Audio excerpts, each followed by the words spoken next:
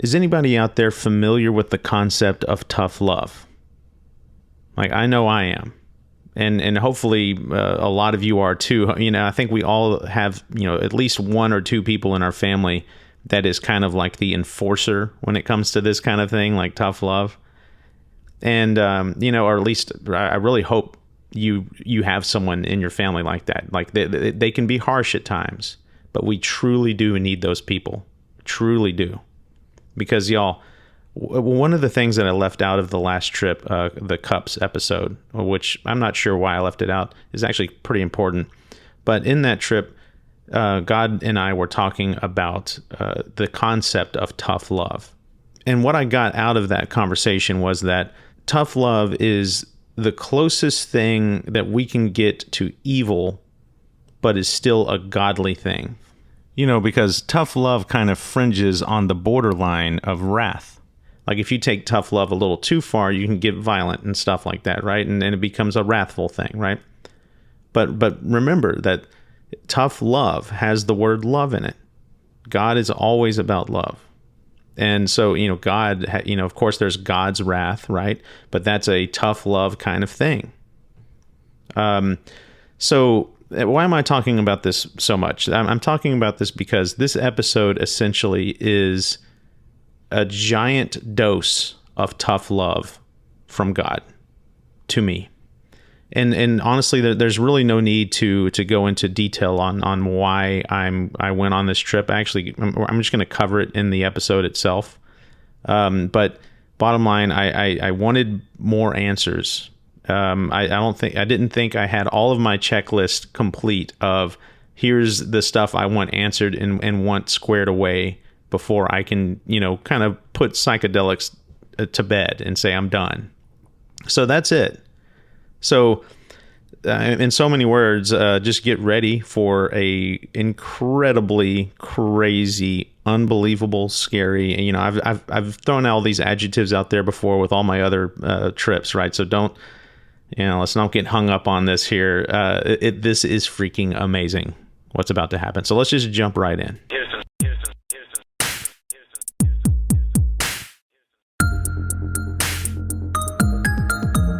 Welcome to my journey through the Pantheos. Trip 7, The Conquering.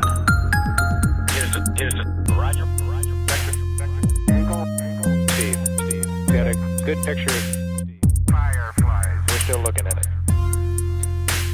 I was strolling on the moon one day. Roger roll, Discovery. Okay, so in this episode, we are back to having an interview instead of me just talking. We're getting rolling, y'all, with trip number 7. Once again, I have my old lady's brother, who is interviewing me. I'm looking at my notes because it's been a while. And this is the second time, actually, that we're doing a remote interview over Zoom. Dang it, what's my password? Our first attempt at doing a remote Zoom meeting and recording it was a immense failure. So we decided that we would be a little bit more cautious and careful this time. By the way, is my voice clear?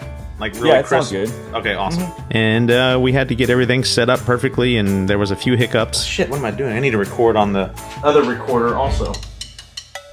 But ultimately, we got it figured out. So whenever you're ready, man. Yeah, where did we leave off last time? And after a couple of, just catching up exchanges here and there. That's pretty badass. Yeah.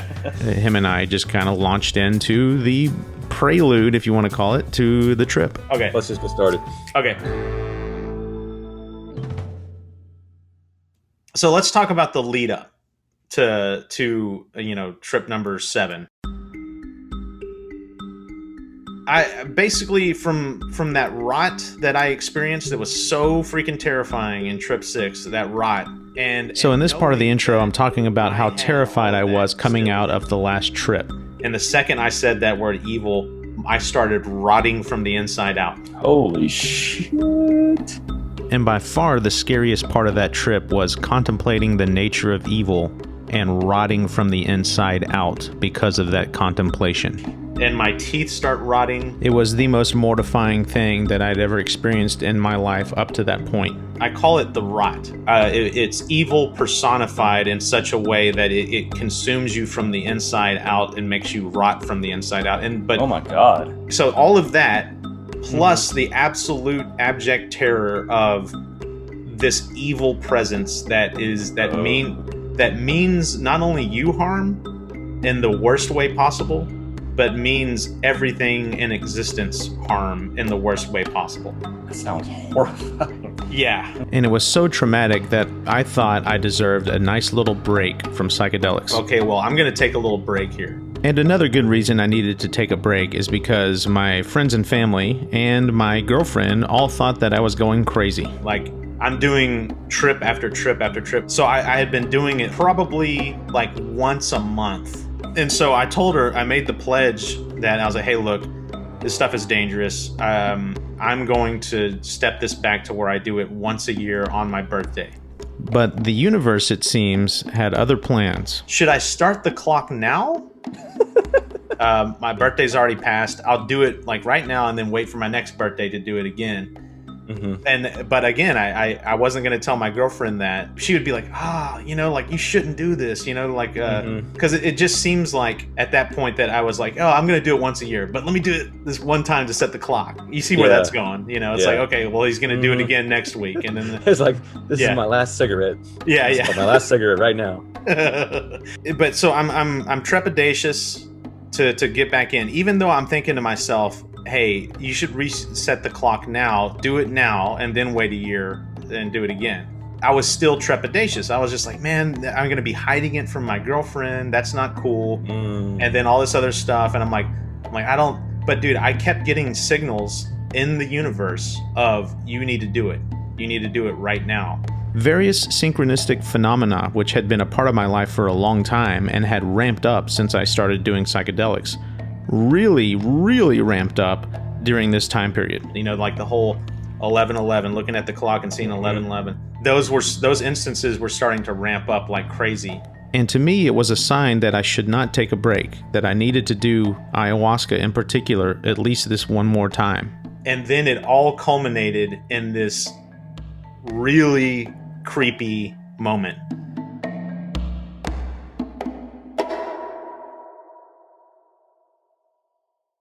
Because we have this kind of, I'm going to stop short of calling it a support group.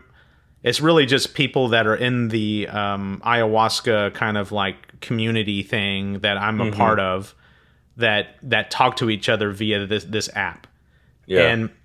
And there's this lady that I was talking to that her and my paths have are kind of similar, right? So we help each other through. Yeah. And so I was talking to her, and she's like, out of nowhere, she brings up astrology, and she goes, "Hey, what sign are you?" And I was like, "I don't know, Aquarius or whatever." And she's like, "Oh, okay, well, so am I."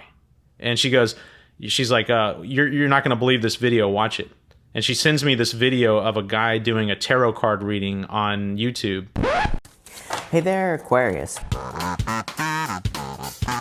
Welcome to your reading for the middle of January 2021. And this guy does tarot card readings like once a week for all the different signs. We're gonna just jump right in here and...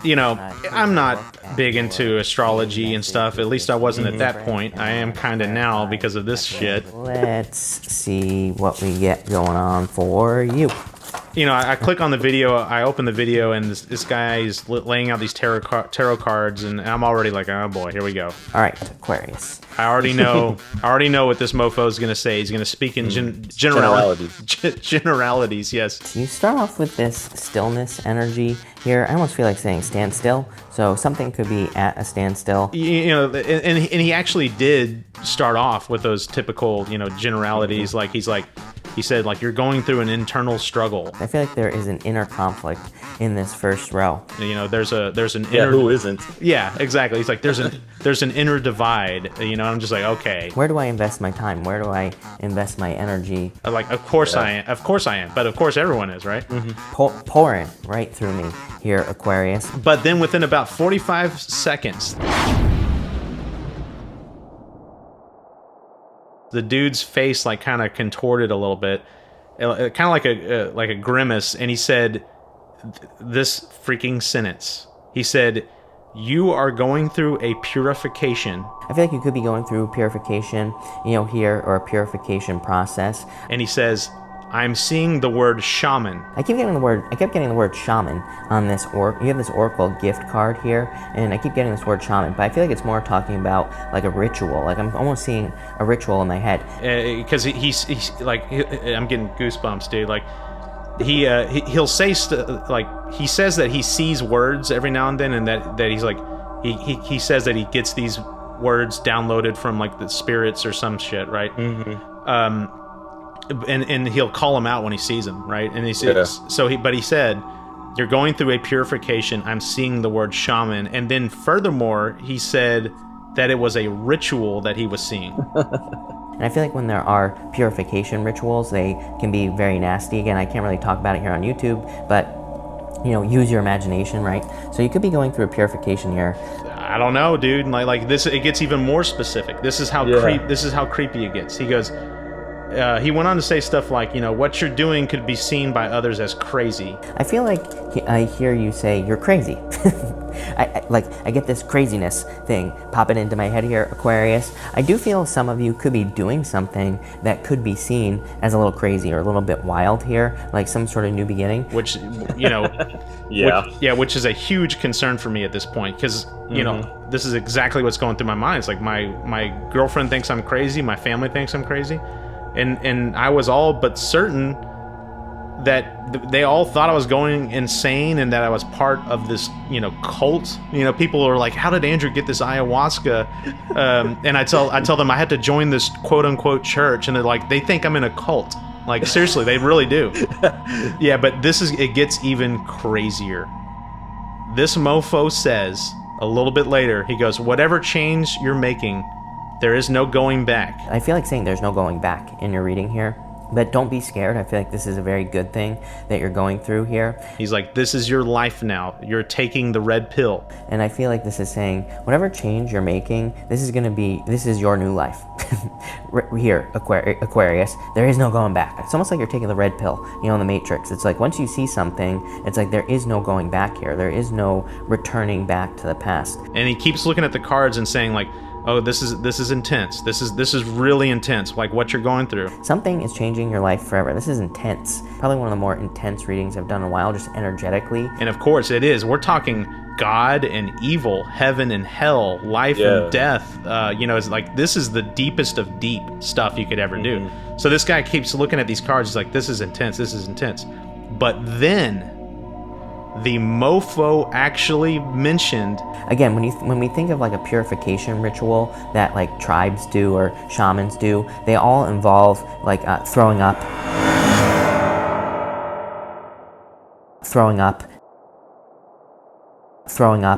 that it would be a shaman-like ritual involving vomiting. Things like that, so it can be like a very intense energy. That's what I mean by purification. Can be kind of like gross. It's like you're shedding a lot of stuff. So I feel that you have been doing a lot of shedding, and probably, for some of you, literally could have been throwing up, as gross as that sounds. No bullshit. That's exactly what you're doing.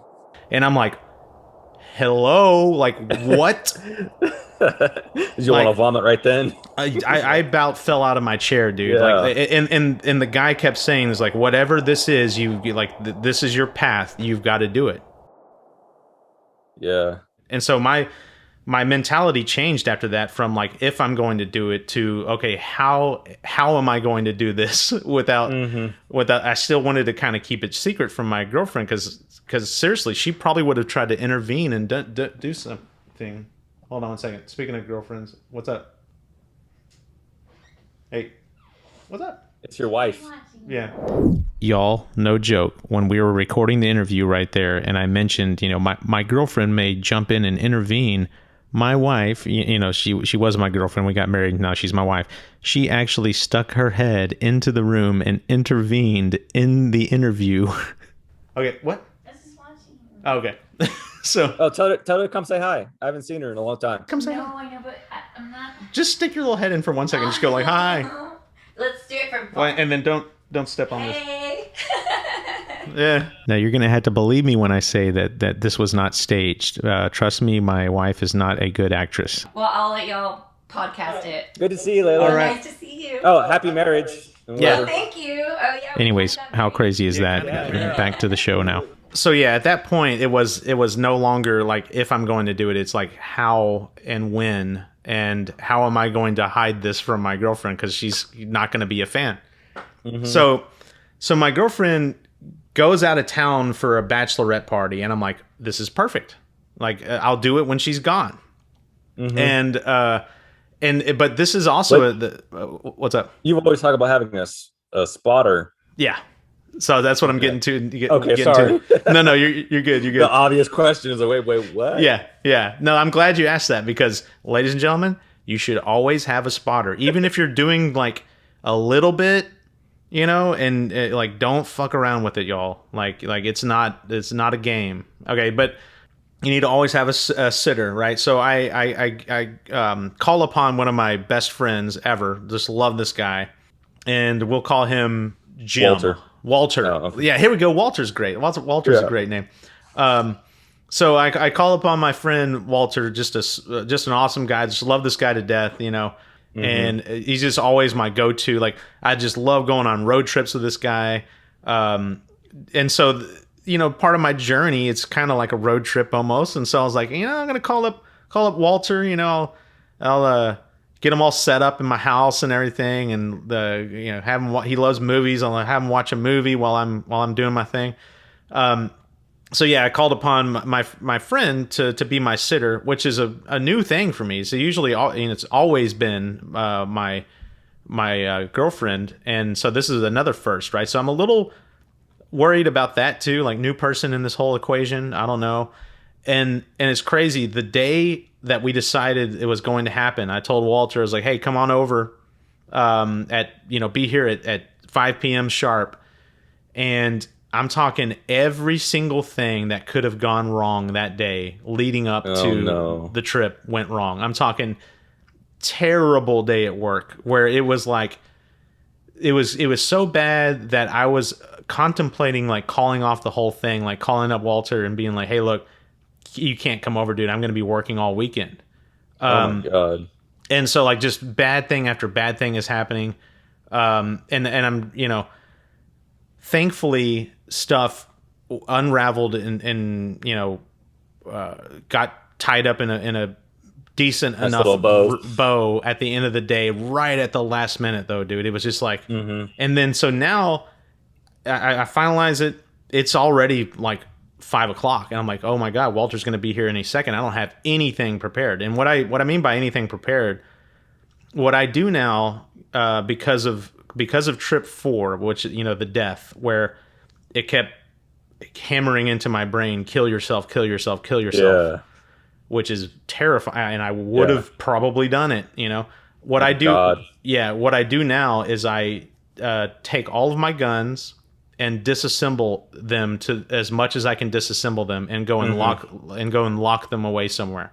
And so the theory being, if I get so fucked up that I want to kill myself, at some point you lose the ability to even understand what a rifle is. And so like, if I'm that far gone and I still want to kill myself, it's going to be very, very almost impossible to go and navigate through this psychedelic landscape down to a car, open up the car, assemble a rifle. Assemble a rifle and all this stuff. Now finding knives and stuff, that's a lot easier, right? So so I make sure I hide all the knives, disassemble all my guns, and all that.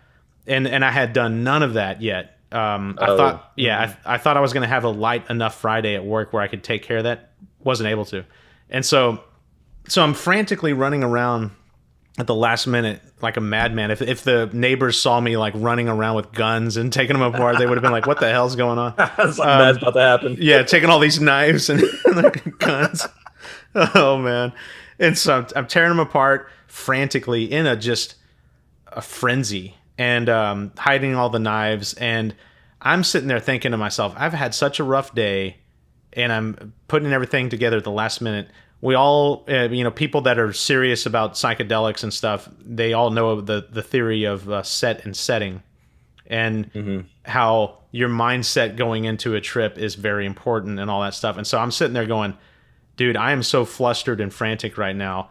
It would be stupid for me to go in on a trip right now. Like stupid, especially the most powerful psychedelic, one of the most powerful psychedelics known to man. And so I'm like, do I do it or don't I? And I'm really struggling debating that. Anyway, Walter shows up and I'm talking to him, and I, at the last minute, decide, okay, I'm going to do it. I got to do it. And so, and him and I are talking about it too. He's like, I'm still saying I don't want to do it. He's like, no, dude, you should do it. I'm like, no, man. And so I got this little spark, just this tiny little glimmer of hope that was like, do it. And I was like, yeah. And I trusted all the signs that I had seen of like, you got to do it. Like, if you don't do it, all of those amazing things that you saw leading up to this mean nothing. And so I was just like, okay, I'm doing it.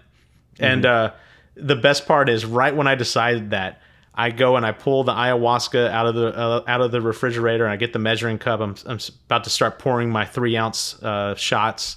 Right as that's happening, I get a call from my girlfriend. Oh, who doesn't know? You better not be doing ayahuasca while I'm gone. Yeah. So my girlfriend has no idea that I'm doing this, right? And she would not be a fan at all. She'd probably get upset. She really doesn't get upset at me often, but this would be really that must be nice. And so I'm having this shit day, and I decide to pull the trigger, and then she calls. The very person I'm trying to hide all this from calls, and she wants to chit chat. And dude, I don't think. Imagine getting your mind ready for, I'm going to go talk to God now. And there's a very high chance that I'm going to also go to hell. And so imagine building up the courage, and everything in your body is building to this crescendo, and you're like, it's almost like in football where people are like slapping each other on the helmets and be like, yeah, come on, game time, and I'm like fucking psyched up, and then right at the peak of that, phone call, wanting to chit chat for a long time, So I'm sitting there chatting with her for a solid like 10 minutes, just like, hey, this is what we did so far today. What are you doing? I'm like, oh, I'm sitting here with Walter. I think I said something like, we're actually about to go to this Tex-Mex place and get some margaritas. And she's like, oh, blah blah blah. She keeps wanting to talk, and I seriously am. I've never done something like this to her before, and when you hear this, I'm sorry. Okay, I'm sorry. So I because I'm just sitting there, I'm so amped up, I'm ready to go. I eventually just say, hey, look, we're going in right now. I'm sorry, we got to go. Bye. And I hang up and put it on airplane mode. Oh no! Because I'm just like, fuck, man, I want to, like, it's time, And so that's when it all started, right? So I'm about to start the trip, right? And so I start gathering all of the essentials that I need for the trip. So I get my 2 bottles of ayahuasca. I get my 2 apples that I'm going to eat, that helps release the DMT. And then I also get, something very important that I had forgotten to mention earlier, is this list of questions that I'm going to ask God. So a friend of mine who is kind of on the fence on, am I really seeing God, or is it all in my head? He decided that it's a good idea for us to test this out scientifically. So he wanted me to ask God a series of questions that only he knew the answer to. And the thought being, if God answers those questions correctly, then my friend has evidence that it really is something magical that I'm talking to and not just in my head. So I wrote down these questions because I'm going to forget them, so I was like, I'd rather have them written down, and then I taped them to the freaking bathroom door in front of me so that I remember to ask them. And so I do that, I tape them to the door, and then I, start getting ready to blast off here. I go into the upstairs bathroom, the master bathroom, which is my favorite place to trip. It's about, probably about like 9 p.m. at night. I sit down in that in the master bathroom. I turn on some music. I know that God loves Billie Holiday, so I start playing the Billie Holiday channel. So I do my usual routine. I take 3 ounces, and then I wait for 15 minutes, and I take another 3 ounces, and then you wait for 30 minutes, and then you eat a little bit of food to trigger the DMT release from your gallbladder, so on and so forth. Some kind of pseudoscience stuff. Maybe it's real science. I don't know. But so I had 2 apples, and here we are 45 minutes in now. I've waited my 30 minutes, my requisite 30-minute period, and I start eating the apple. All right. That timer means that I need to eat an apple.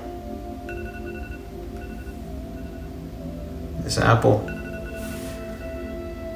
is gonna send me down.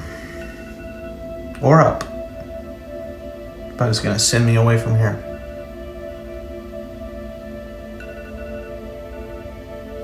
Here we go.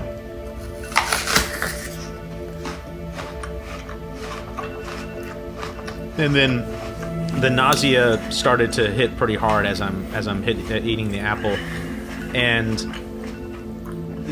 right as I'm doing this, stuff is starting to get a little more trippy. So after the 30-minute waiting period, the room started to get darker. What I had done in the room is I had all the lights off, and I had this one flashlight that I just had constantly on that was shining up at the ceiling.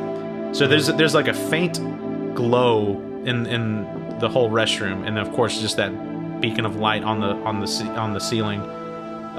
So there's a little bit of light, but as time went on, the 30-minute waiting period, the room got darker and changed color a little bit. It kind of turned a little kind of purplish a little bit. So as I'm eating the apple itself is what kind of really started to get me locked into a trippy experience. I saw this weird, like, cancerous looking lump on the side of the apple that kind of started to worry me. So weird ass lump on this apple. And I worried furthermore that, like, man, I've had a bad day. I'm a little scared about this whole, like, set and setting kind of thing, where, like, you have a negative attitude going into your experience. It's going to trigger a bad experience for you. And I was convinced that I'm going to take a bite out of that lump, and there's going to be, like, snakes or, like, some kind of weird shit in there that's going to go really, really bad really fast. And so it was kind of freaking me out a little bit. What is it? What is that? I'm afraid to eat that. That cancerous looking. I was trying my best to stay composed and stay calm and not obsess about this lump. Said I was gonna eat it. I'll eat around it. And so I was like, okay, well, I'm just gonna eat around it. The concept of eating around the lump actually set the tone for the rest of the trip. So in the sense of not facing the dangerous thing, yes, kind of theme. Okay. Yes, like the fact that I was scared to eat the lump, kind of highlighted the concept of fear. Yeah.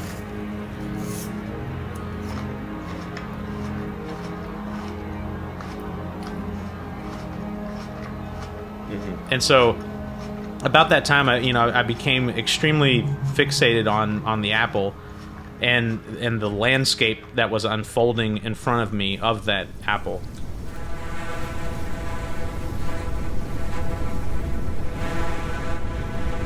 I'd mentioned in trip 5, because I ate an apple there as well. Mm-hmm. When I was looking at this apple, a couple bites are bitten off of it. It's almost like the whole universe became that apple. It's like that apple was the center of the universe, and it was creating the universe around it. And so I could have easily gotten lost in that apple. And it was beautiful. It took on this beautiful symmetry and this rainbow kind of looking color. But I was determined to eat as much of the apple as I could. because the more food that you eat, for me anyways, the deeper you go in that moment. So I was like, Interesting. Yeah, I was like, I'm feeding. I'm gonna finish this apple. Right. Take another bite here. So the more I ate, the more the room around me began to transform. So, it started with the apple itself, as I had mentioned. But then other parts of the room began to like move and swirl and breathe.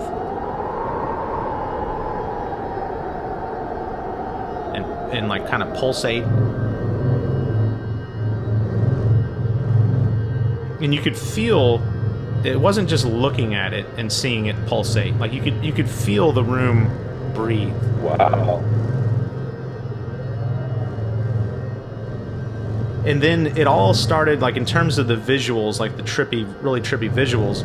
As I'd mentioned, the apple was this beautiful kind of like, it flowed into the rest of the universe, and that was a beautiful thing. But the shower mat, the exact same shower mat that God was sitting on in the last trip, started to kind of move and swirl.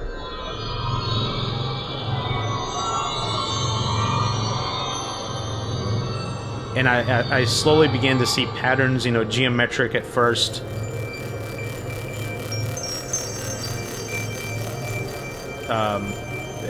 Like these intersecting, crossing lines and beautiful geometry. But then it became like a biological pattern. Like fractal kind of stuff, where you could see that these inanimate objects that you were looking at were alive based on these patterns. It's very, very bizarre. And then right at the peak of that, I'm sitting at my bathtub area, right outside the bathtub, facing my shower and the closet, which the door's closed. On that closet, there's like a towel rack kind of thing where my girlfriend had hung her robe, and it was like really creepy. Everything started to take on this life force, and I call it the bathrobe monster, because that robe turned into this gremlin troll monster looking thing. Wow. That had a head and then arms and legs, and that was it. Like, there was no torso. Yeah, but the thing is, it was a perfectly symmetrical, like, hood looking like thing, and with arms and legs coming down, and it looked really, really creepy. But that kind of eventually, that creepiness of that kind of faded away and became less important. I realized it wasn't a threat; it was just a interesting thing.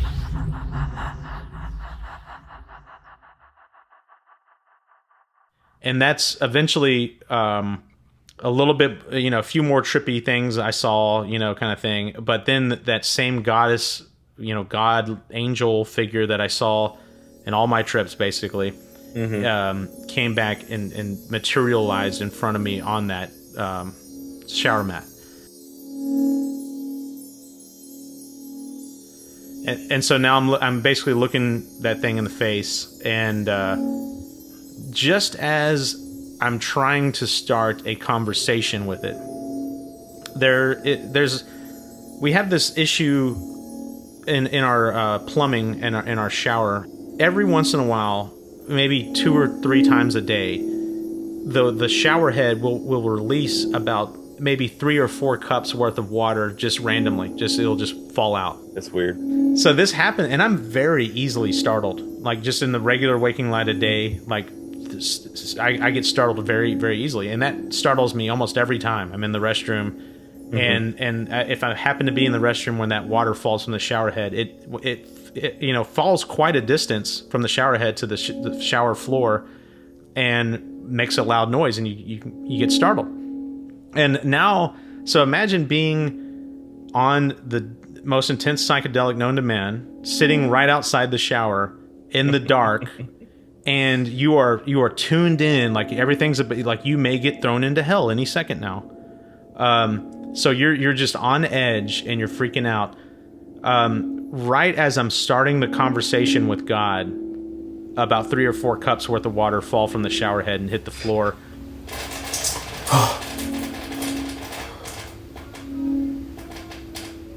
And scares the absolute shit out of me.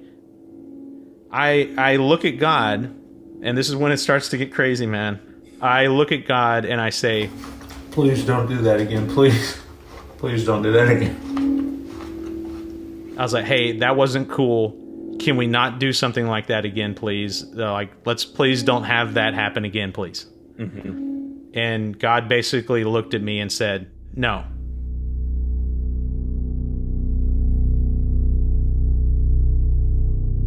We are going to do that again.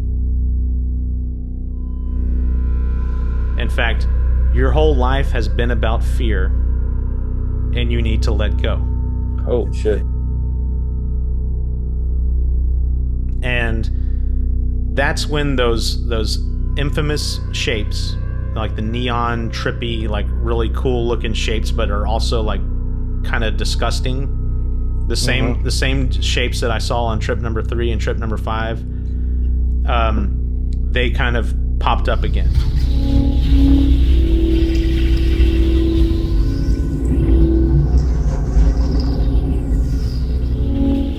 And they were coming at me hard, man. It was like hitting me right in the eyeballs with these weird trippy shapes. And again, shapes that look cool, but they're inherently displeasing. And I remember seeing them, and I said distinctly, I was looking at them, and I remember saying, like, hey, I've seen you before. And I'm saying this with confidence. Whatever these really, really bizarre shapes are that I see right now, I've seen them before. They're very trippy. I've seen you before. I've seen it. I've seen you. What are you? Because I feel like that I felt like I had bested these evil shapes on trip number 5. So I'm kind of confident, like, hey man, I've seen you before. I know what you're all about. Like, you're not gonna scare me this time. Stop this bullshit, basically. But there was that weird, just like trip number 5, there was that weird seductive element to it.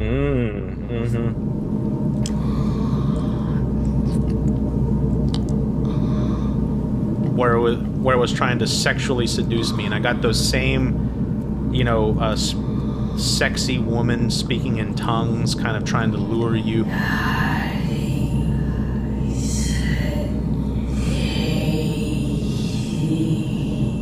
And it kept basically saying, like, come down in tongues.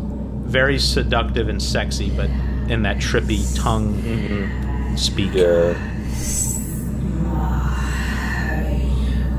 It was telling me that I needed to sleep. It was communicating. It's like go to sleep. Close your eyes. Go to sleep. But I was thinking to myself, like, yeah, I do feel tired. I mean, it's kind of late at night at this point. I've had a rough day. I'm a little tired, but I'm not about to go to sleep in this black cloud of weird, trippy shapes that I've seen. This is the same cloud that was swallowing, those thousands of mutilated people in trip number 5. I'm like, I'm not sleeping here. So it kept trying to seduce me, right?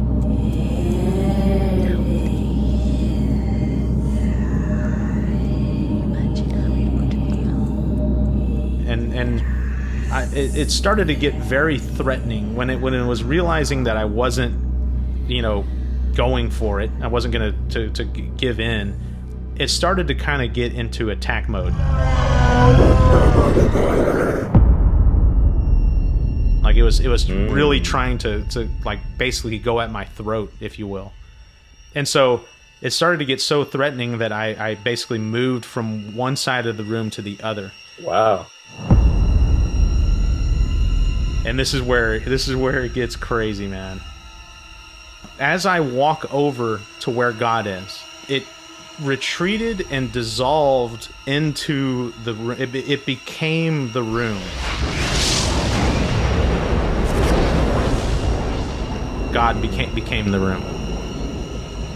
When it dissolved into the room, you still saw it move, and you saw it had these human-like look, like a human-like silhouette kind of thing going on, but it was the room.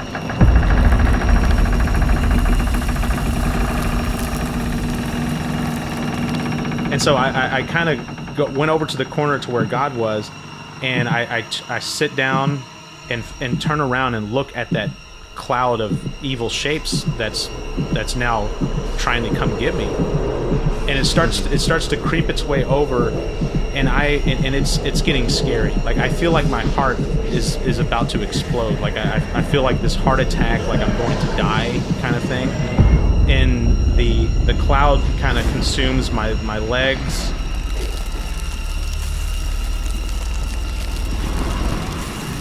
And it's starting to creep up my calves and like to my thighs.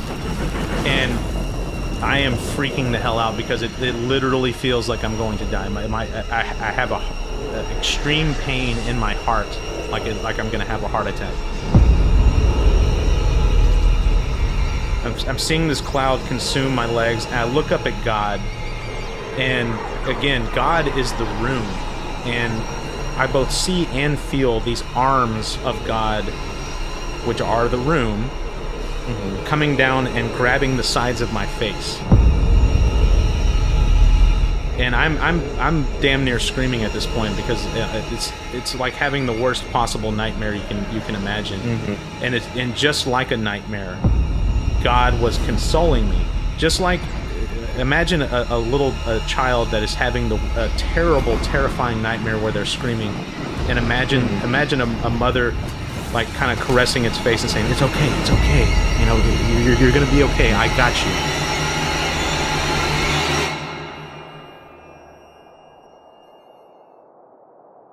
And God kept saying, I will rescue you. All right, hold on. Sorry. You all right? Yeah. That part. So he kept saying, "I'm gonna. I can rescue you." And he kind of let me go. So he's consoling me. He's saying everything's gonna be, and it's a very motherly. So I'm saying he right now, but in this moment it was a she. It was saying, it's like, it's okay. It kind of was saying, you need this, and then it said, I can rescue you, and then it was almost as if it then kind of turned away, and then let me go. Yeah, and I felt the hands of God on the sides of my face, and then when I let go, that went away. And then I fell into hell. So when God let go of me, everything in the room the field of view started turning into a tunnel. And I was falling into darkness. And I saw everything in the room in this little bitty circle that just got smaller and smaller. And I saw God, and I was falling away from God. And right about the time that the circle got small enough to where I really couldn't see much, the room turned into this slide that I was falling down this slide, and it was a slide, and I was falling through basically rot, decay, and corpses and rotting people and rotting flesh and skulls and intestines and maggots and gore. I was falling for a few hundred yards or so. And I land face first on that tile floor. And right the second I land, what I noticed is, number one, the room was very, very dark blue, but you could still see light, and the light was strobing. This is very chaotic strobe. I felt and saw these tendrils on everything. It's like this spreading like rot. But the most jarring thing that I saw was basically blood pouring from my face onto the floor, flowing like a river. That's how much blood. And I reach up to my face, and I feel that rot had fully consumed me. My teeth are rotting out. My nose has fell off at this point. And when I say has fell off, I'm feeling with my hands on my nose, and it's not there. And furthermore, my hand is covered in blood. There's blood. There's my blood all over the floor, all over everything. And at that point, as when I saw these feet, very dark feet, and it was like 5 or 6, maybe 10 even, of these very dark, shadowy entities that were around me. And they began to basically attack me. And I was being tossed around, and I began to fight back. I'm flailing and I'm trying to hit these things, and now both of my hands are broken. And more of me is starting to rot. And blood, my blood everywhere. I'm choking on my own blood. I'm choking on my own teeth. Pieces of my face are rotting off and falling into my mouth, and I'm swallowing it. And I'm being attacked by these, 7, 8, or 10 shadowy figures, and my hands are broken. And as I'm flailing around at these entities and rotting, I'm calling on God to come and save me and come and rescue me. And then right at that moment, I flip over back on my back, and I see God. Mm-hmm. And this was one of the most beautiful things I've ever seen in my life, was the look that God gave me. There was so much strength in his presence, and the way he gazed upon me, poised and just confident and composed. Everything that you see in a hero that should be admired in the face of adversity. Like that. This is why that we love heroes so much, is that they're cool and calm in the worst of circumstances, and you look at them as a beacon of strength. And that's exactly what I saw in God, was the source of all strength. And then there was this really crazy moment where all of a sudden I could see myself outside of myself, cowering in the corner, crying, begging for help, like a damned coward. And I saw the juxtaposition between me cowering in the corner and God standing tall and proud and in command. And I yelled out to myself, "Look at you. Look at you. Look how fucking pathetic you are." And I instantly apologized to God for dropping the F-bomb. I'm sorry. But I had to stand up and face my fear in the moment right there. Look how pathetic you are. And with God's help, I did exactly that.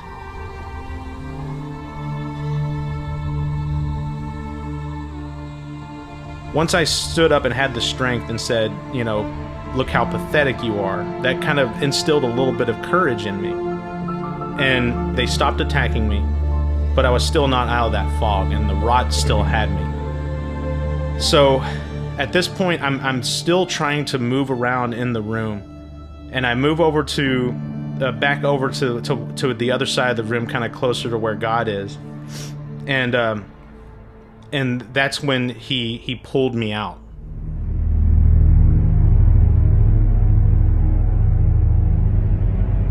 So I'm being rescued from hell, literally rescued from hell. Being pulled out by God himself. It was like being pulled from a murky, swampy soup back into light. and I felt myself coming out of a tunnel this time instead of going into a tunnel. And everything was blurry and became more bright, and then everything came to in an instant.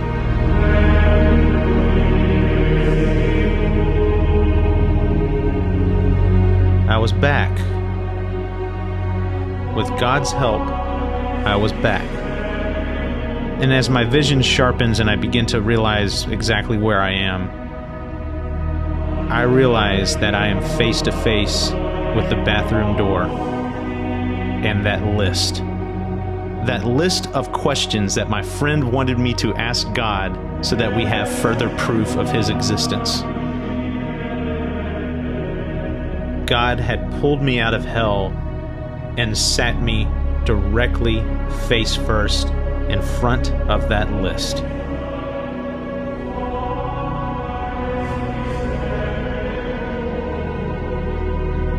And it was the biggest insult to God. The biggest insult. Because what that list is essentially saying is, hey, I don't believe that you exist. You have to answer these questions and get them right in order for me to believe you. And after being rescued from hell and feeling the power of God, I was disgusted. Absolutely freaking disgusted of what I had written down and taped to the friggin' bathroom door. And here's the thing. I don't even know if he could have answered the questions, and I don't even care. Because it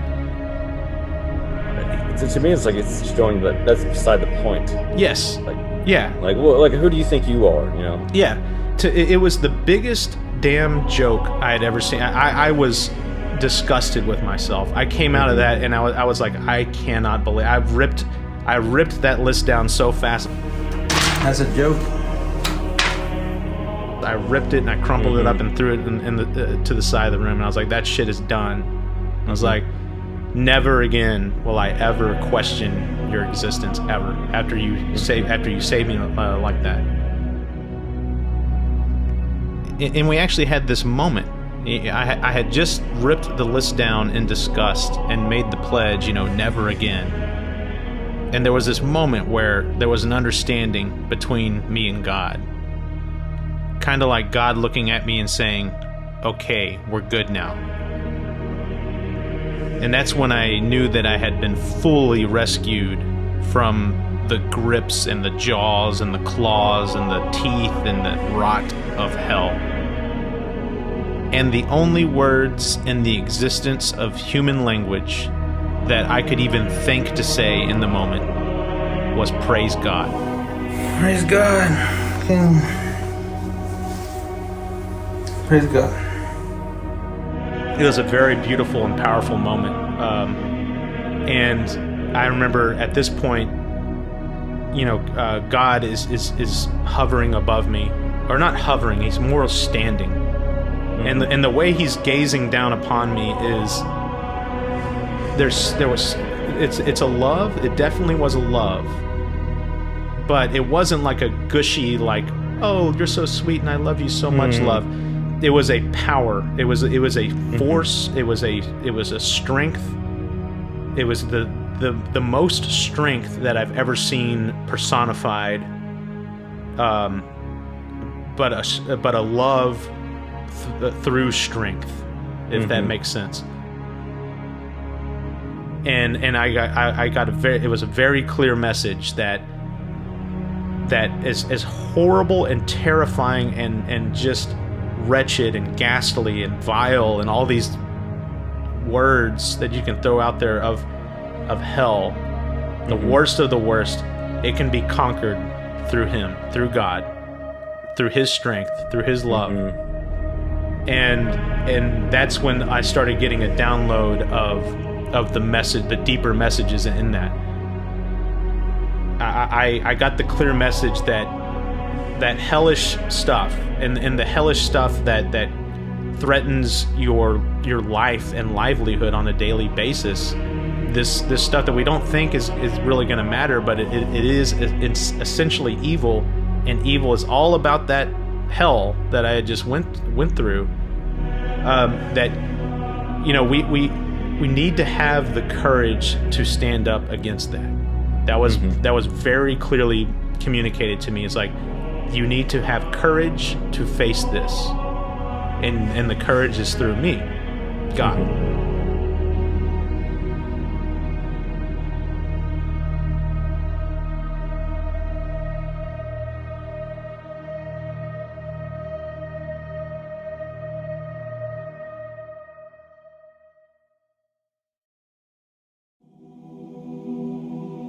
In this moment, I'm looking at God, and I'm feeling this strength, a strength that I've never felt in my life ever, a courage that I've never felt in my life ever. Like I said, my whole life had been about fear, and God had just dropped me down into the essence of fear itself, hell, and He rescued me, and He showed me that I am strong, and I'm strong through Him, and that with His help, I can conquer that hell easily, is what He told me.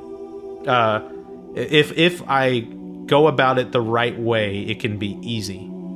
I'll never forget, right in this moment when all this is being downloaded, that evil dark cloud, I didn't know this. I had been pulled out of it, but it was still behind me, like physically behind me. I don't have eyes in the back of my head, so I had no idea it was still lurking back there, you know, ready to pounce. And so I'm looking up at God. I think I'm done with the whole hell thing, and I turn around, and there's the damn black cloud again of those weird, creepy shapes. And this is so amazing, so amazing. It became a joke. We're done with that. I had the courage to look at it's trying. You see it trying. It's trying to get back. I was looking at God, and I saw that evil, menacing fog, and I had just gotten rotted from the inside out, and hands broken and bleeding everywhere. Terrifying stuff. And now I'm sitting there with God, strong and courageous with Him. And I turn back and I look at that black fog that has ruined my life. And has ruined my family's life. And it was a joke. And it was trying to claw back at me. It's trying to get back. Trying to claw, like you saw these hands, these evil, like dark, menacing looking hands coming up and trying to grab me, and it just couldn't. It couldn't grab me. It's trying to get back. Evil became, at that point, it had so much power before. And at that point, when I was with God, standing strong and courageous with Him, it became like a little flea that you could just flick off of your shoulder. We can laugh at it now. It's trying. Look at it trying. It's so fucking great. I'm sorry. I don't mean to. And I'm sorry. But you gotta laugh. All of its power, right? Did you see me? I was all...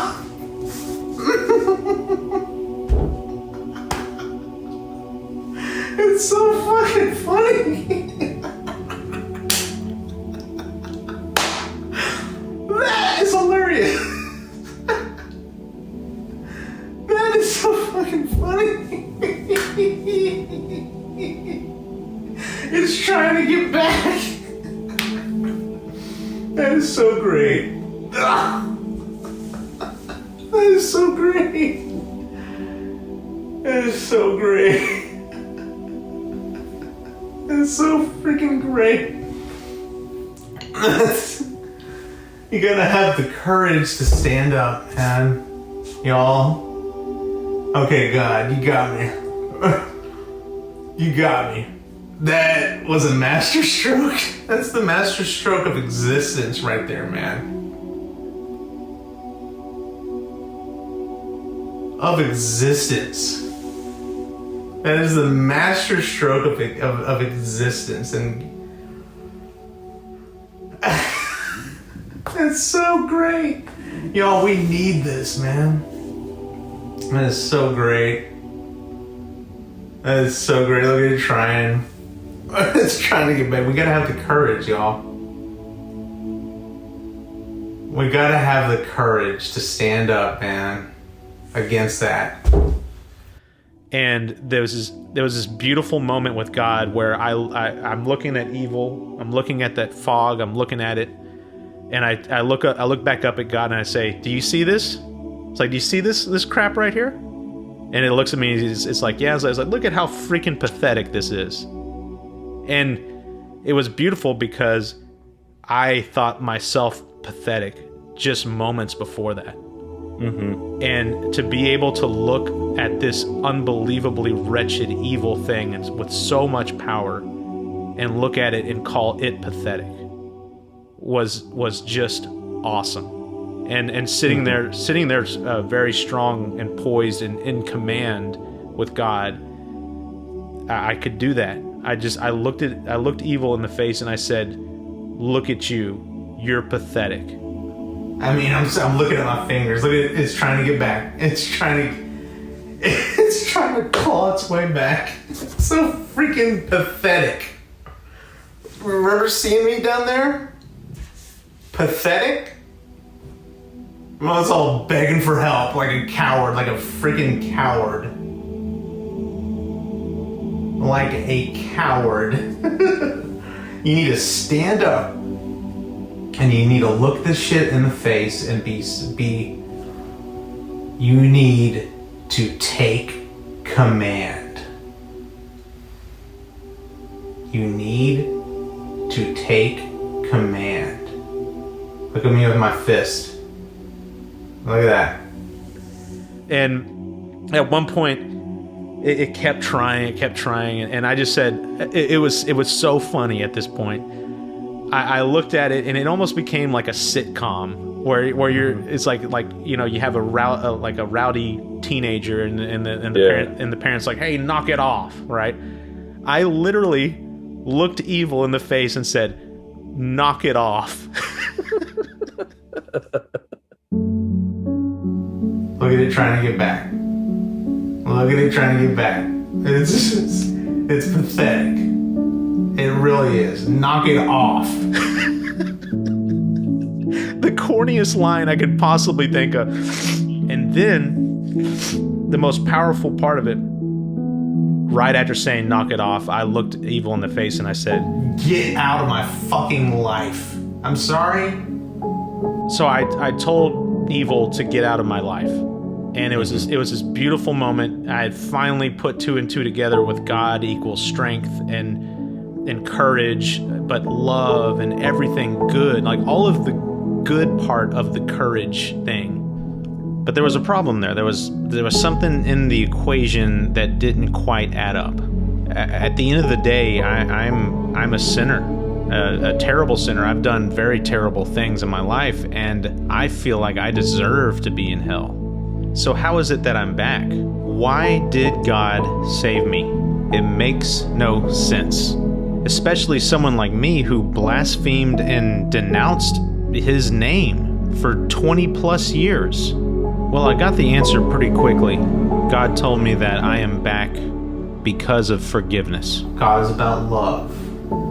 We're better than that.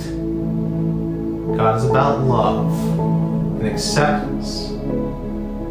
And acceptance and forgiveness. That is the thing. Forgiveness. God forgave me. I forgive. That is the path back from that. Is forgiveness. That is a beautiful thing. That is a beautiful thing. Can we bask in that for a second? Can we bask in that beauty? And that's when I realized that forgiveness is the most powerful force in the universe. Period. It's so awesome. It's so great. I'm back, and it's through forgiveness. We can be forgiven, and everyone needs to hear that. Everyone needs to hear this. It makes me weep that we can be conquered, y'all. We can be conquered. We can be just flayed alive. We're all flawed. That's the whole thing. We are all flawed. Every single one of us is flawed. It's about forgiveness, y'all. We all need help, man. We all need help. There's a lot of forgiveness. There's a lot of love. And if you would just allow yourself to be a conduit of that, I weep, y'all, at the beauty. I weep at it. It's a beautiful thing. And as I'm taking in the absolute pure beauty of forgiveness and all the power that it has, God came down and embraced me. This is what an embrace by God is like. You've seen an aurora borealis, right? God enveloped me in aurora that were washing over me. It was these ribbons of white and sometimes blue, a little bit of pink in there, but but mostly white and you know, just these ribbons of light that were flowing and hitting me, and there were some sparkles in there as well, and there was warmth and love, and every little ribbon that hit me was a big increase in love and warmth. And I can't explain how beautiful and how pleasant is not the right word. Beautiful is not the right word. There's no word.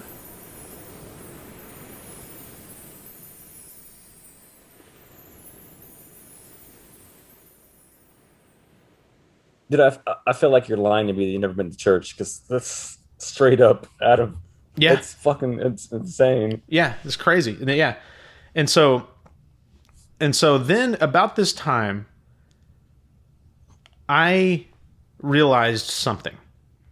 So, and this is something, it's not like I had this spiritual realization. This is like a practical, real world, like, oh shit kind of thing. Like, oh, I forgot, you know, it's like, where are my car keys kind of thing, you know?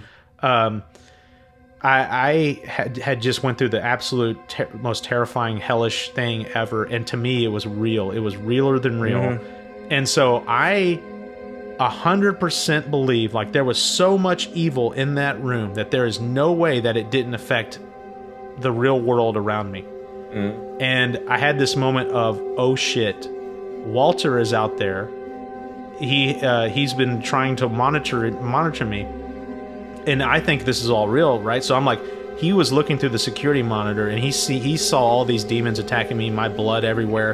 And not only that, but I felt like whatever that happened in there went and possessed him. And it was a very, very clear and like real thought. Like I was like, oh shit, Walter's in trouble. And when I say trouble, like mortal trouble, like he may have died. And I hope that you're okay right now. I hope you didn't run away. I had that realization, and I was like, oh shit, Walter. I start calling for him. I'm like, hey, Walter. Are you there? No answer. I should actually kind of wake up. I mean, what happened to I love him. I hope he didn't run away and then... And I start listening quietly, because seriously, I'm fearing the worst at this point. I'm like, okay, this thing went and possessed him. He probably ran out into the middle of the street and got hit by a car, or he saw enough evil through that security monitor that he went freaking insane, and I'll never see him again. And you know, so I'm freaking terrified. I hope he's okay. I hear this beeping. I hear this doot doot doot kind of thing. It sounds like the refrigerator door. You know that little alarm when the refrigerator door's been open for a while? Yep. I hear that, and that just adds fuel to the fire. I'm like, oh shit. I'm like, you know, Walter is gone. He left in such a panic that he left the refrigerator door open, and now he's... And so I was like, oh crap, right? So I was recording on my phone, and I decided to stop recording and give him a call. I'm gonna call. You know, so I call him. I'm terrified, and he answers. And to my surprise and my glee, he was perfectly fine. Nothing happened. By the way, that's like, as soon as you were telling me that, I'm like, I'm going to tell him this tomato story and he's going to love it. You're killing me, dude. The refrigerator door had been open and making that noise because he was rummaging through the refrigerator because he was hungry. And As I was eating the tomato, I was like, this is not good. And I'm going to finish it. he was complaining about all the garbage I had in my refrigerator. He's like, man, he's like, man, you got like granola in here and stuff, and like some tomatoes. He's like, I went ahead and ate the tomato. And dude, like, you have no idea though, how elated and happy I was that he was alive. That is how powerful I am. Ladies and gentlemen, the funniest person I've known in my entire life. I really did think that he got possessed or something and died. Hey, you told me. You mentioned that you thought I was dead. And there was so much evil in that room, dude. Like to me, there's no way that it didn't infect other things. And but that didn't happen. And instead, what transpired is, you know, a phone call between two best friends, and it was actually a really beautiful thing. I mean, we were laughing and cutting up and having a good time. Do it. I love this guy. I love this guy so much, y'all. You were revving up for that. He's killing me. But, you know, interspersed in those laughing fits was some pretty beautiful things that grown men don't really say to each other that often. I love you so much, man. Like, I hope you understand that deeply now that we saw this. And oh my God, dude, I am so glad to be back. You are an awesome person. You're so great. It makes me weep. And we can be rescued, man. And the craziest thing is that, you know, I'm still tripping, like, really hard. Like, I can still see God. Like, God is still trying to communicate with me. It's crazy. And I was thinking to myself, you know, after the trip, like a couple days after, I was thinking, you know, I had like probably another solid hour and 20 minutes that I could have been just sitting down and downloading all this deep and awesome information from God. But I kind of liked that I was having this awesome conversation with my best friend. But regardless of our conversation, God was still squeaking in some messages here and there that were still very deep. One of the more profound ones was the concept of how humans are assaulted essentially from the very first breath that we draw. So let me rep here. Let me gather what God is telling me right now. And I started seeing a vision of an infant in the womb.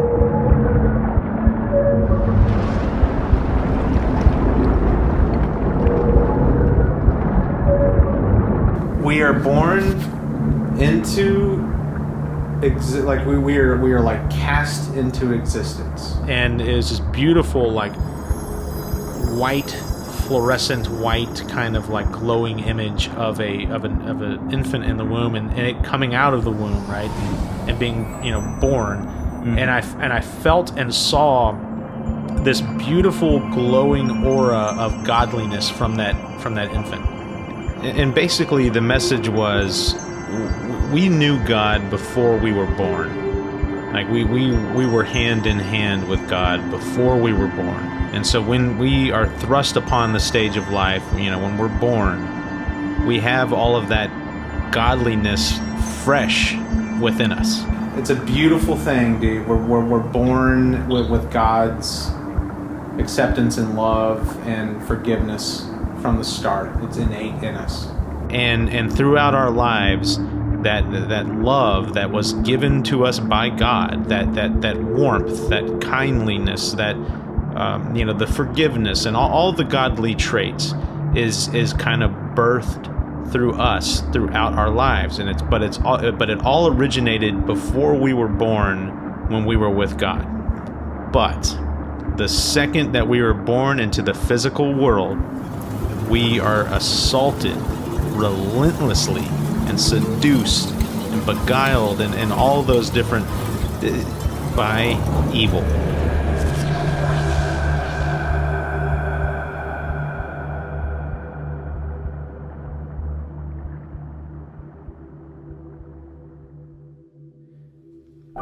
It was freaking amazing. Not only how beautiful the imagery was of the fetus being born, all the energy and light around it, and warmth and love, and then seeing it being attacked.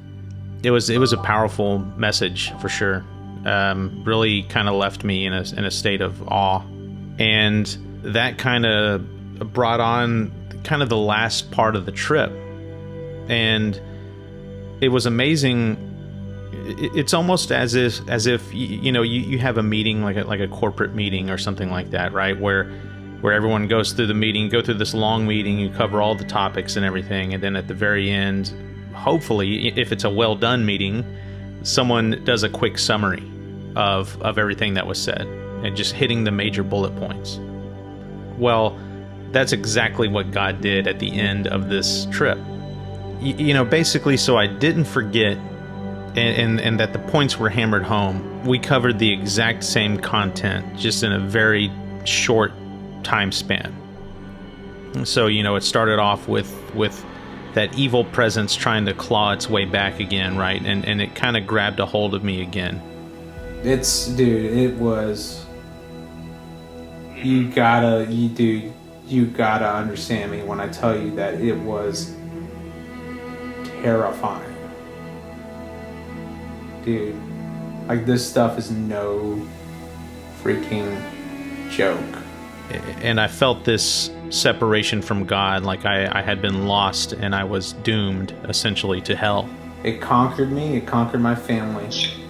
And I hope that I can get on my hands and knees the rest of my life and beg for mercy.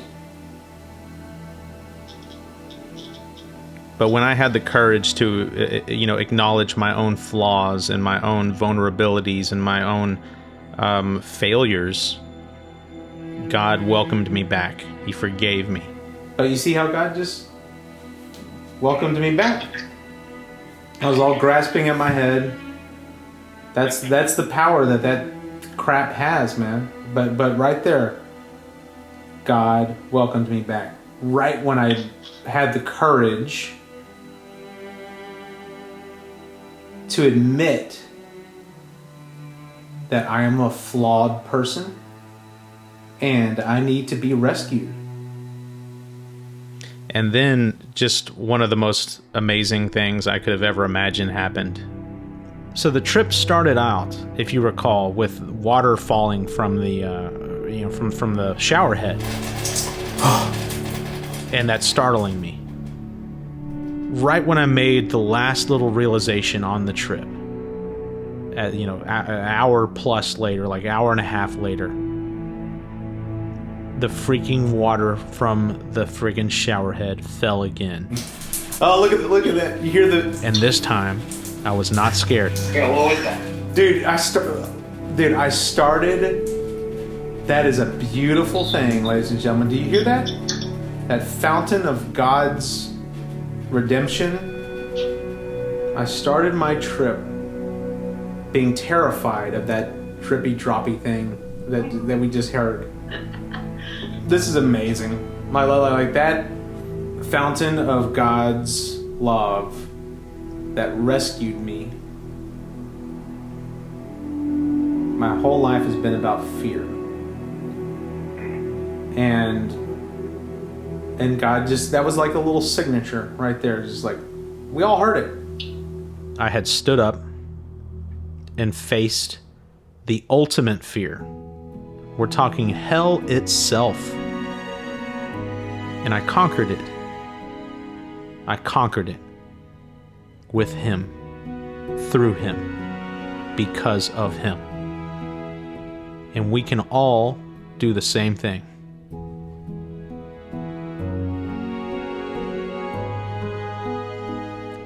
That was about when the trip kind of stopped.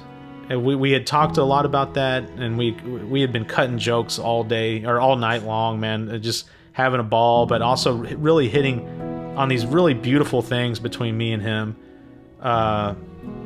me and Walter. And I'll never forget this. There was a distinct moment where the trip just stopped. Like, I said like my last couple sentences, and then God just blinked out, just like someone turning off a light switch. And I remember just standing up and walking into the next room where Walter was. And I was like, "Let's go get some burgers." and we actually went to it was friggin' funny. We went to IHOP at friggin' 3 a.m. and got burgers. When else do you go to IHOP? Yeah, exactly. And I'll tell you what, the hell that I experienced in that IHOP might have been worse than the hell that I experienced in that. So that was the trip. That's the full trip, man. Man, that was pretty intense. Yeah.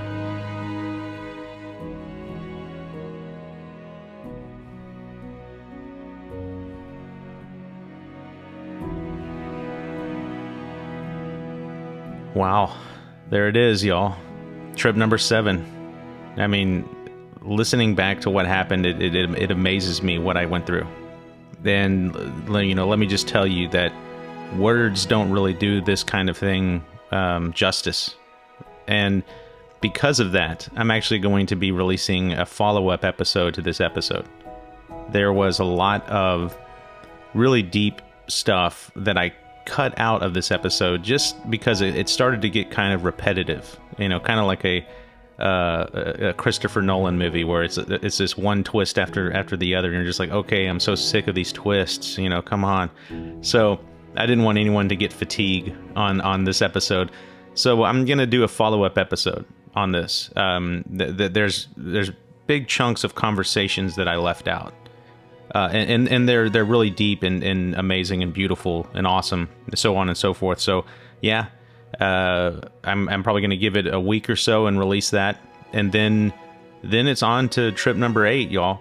The finale for the season, and guys, I can't even begin to tell you how epic that one is. It's like, I don't know how I'm going to keep a straight face on some of this stuff. Like some of that stuff is so out there and wild that I'm like, I have to check my sanity. It's gonna be freaking crazy. So that'll probably be coming up in the next couple months or something like that. Maybe a month, 2 months tops.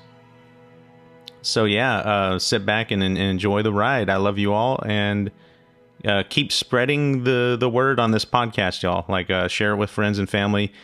People who you think need help, or just inquisitive minds that want to delve deeper into the nature of reality and beyond, right? So share and rate.